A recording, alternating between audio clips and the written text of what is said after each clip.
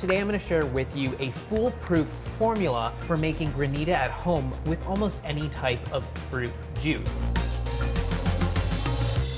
Today I'm going to share with you how to make something that's super refreshing, and that is a watermelon Granita. This is 3 cups of watermelon cubed, and what I need from this is 2 cups of juice. So I'm going into a blender here. I have a high-powered blender. If you had a food processor, that would work just as well.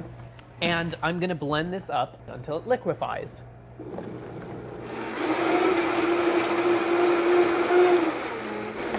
So this looks great. I'm just gonna strain this mixture over a measuring cup. You really just wanna leave behind any fibrous solids or seeds. In the end, you should end up with 2 cups of beautiful watermelon juice.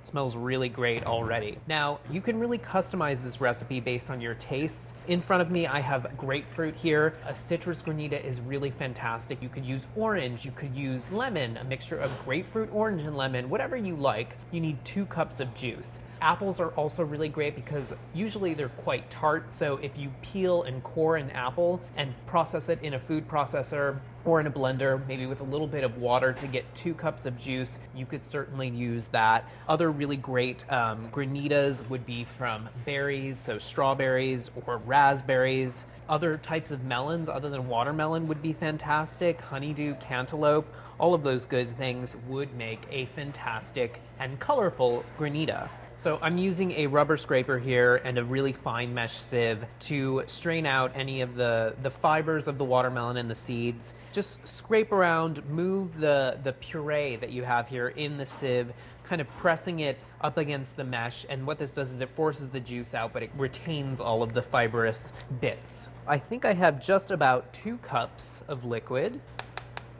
And now to this juice, this base, I'm going to add the other ingredient, the other element. And this is really necessary when you're making sorbets and Granitas like this, and that is simple syrup. And what is simple syrup? Simple syrup is water and sugar, equal parts, brought together to a boil on the stove top, and then you let it cool completely. Now, simple syrup is typically used in a lot of cocktails, but it's also really instrumental whenever you're making sorbets and Granitas like this. And what it does is it contrasts the acidity that's in the fruits, gives a sweetness, but one of the main things that it does as well is it gives a softness to sorbets and to ices like this.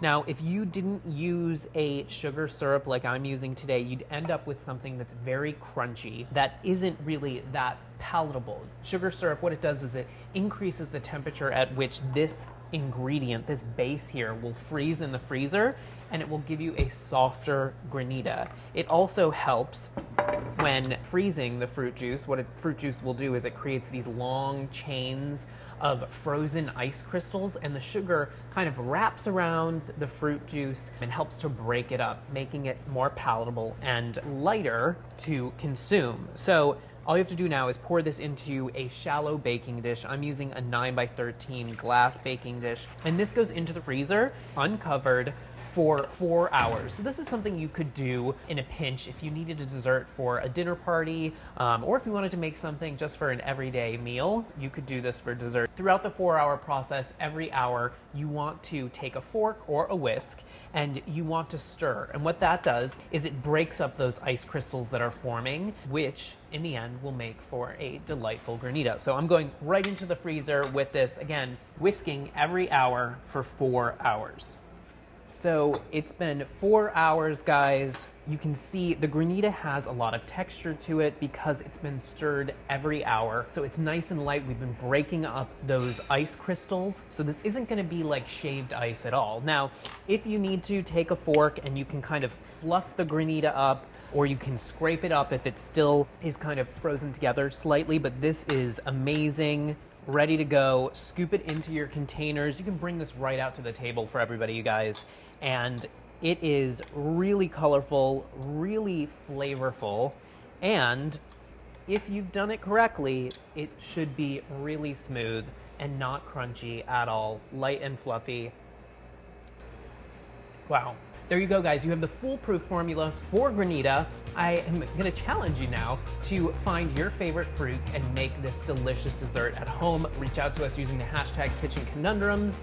We always love to hear from you guys.